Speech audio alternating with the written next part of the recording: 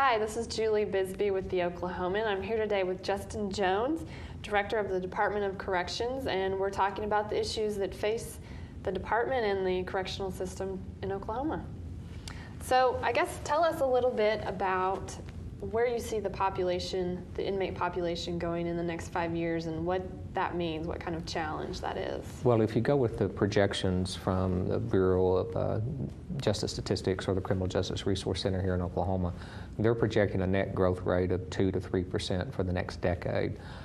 However, I have hopes that the increase in drug court participants and their success rate, community sentencing, the expansion of mental health courts will cause them to rethink their net growth projections for Oklahoma. So I think a lot of preventive programs that have been seeded in the last few years are really going to start making a difference in reducing those offenders coming to prison that are here because of mental health episodes or here because of substance abuse problems.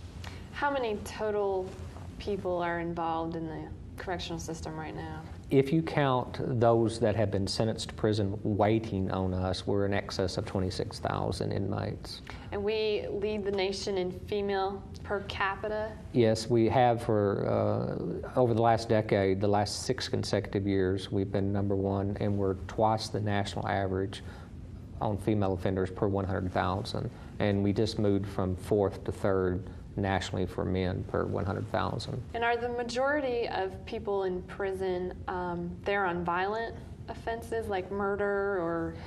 It's a little bit of it's around 40% are violent in Oklahoma. A little over 60% are nonviolent on their current crime. As a matter of fact, the top 3 crime receptions this year are all drug-titled crimes like possession with intent, possession to distribute, etc. And Oklahoma has a very low recidivism rate. People don't often, once they get out of jail, go back, right? Yes, actually that's true. For females and males, we run anywhere from 27 to 28% by the federal definition of successful recidivism, which is no new felony convictions within 3 years after discharge. However, the MGT audit that we recently experienced said that our success rate is attributed to our good programs, et cetera, but it's also attributed to the fact that they found a lot of offenders in Oklahoma that in the states that they came from would have been dealt with at the local level and never came to prison.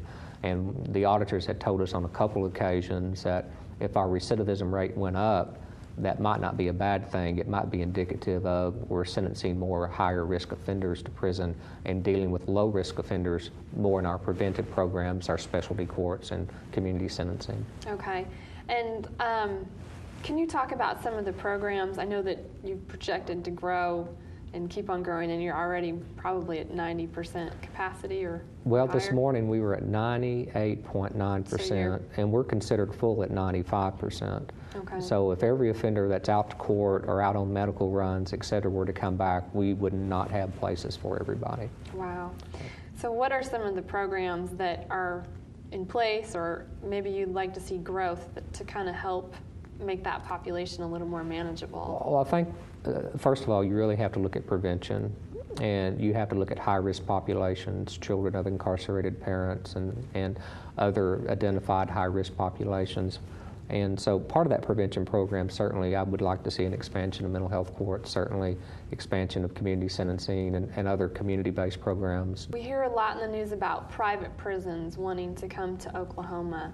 Is that for Oklahoma inmates, or is that a business that finds Oklahoma favorable climate? Well, I think, Julie, I think the latter is probably true. There's a favorable climate in the sense that there's no certificate of need required in Oklahoma, and there's a lot of speculative building that occurs. There are a lot of out-of-state inmates being housed in private prisons in Oklahoma. And besides that, we have over 4,000 inmates in private prisons in Oklahoma. So they've served our purpose for us, but we're one of the states that if they want to build, they can. And so currently, there's 2,000 beds being built additionally in Oklahoma that are high security private. And there is speculation that within the next 12 months, construction will start on another 2,000, whether that's add-on to existing private facilities or standalone new private facilities. Finally, I guess, what do you think is the biggest misconception about the correctional system in the state that you'd like to dispel? Well, I think that unless you've had an experience with corrections or had a family member incarcerated, I think there's a simplistic look at what we do, that we ensure that nobody escapes from higher security and that we feed them and provide them medical. But when you're dealing with 26,000 individual human beings with an array of crimes, an array of backgrounds, and an array of illnesses and mental health concerns, I think people underestimate the complexity of a correctional environment, that we have everything a city would have. We have to keep our sewage lagoons operated. We have psychiatric services. We have medical services. We pretty much are a contained environment of 26,000, which makes us one of the larger cities in Oklahoma if you had them all in one location. So there's that complexity of dealing with human behavior on a day-to-day basis. Okay. Well, very good. Thank you. Thank you.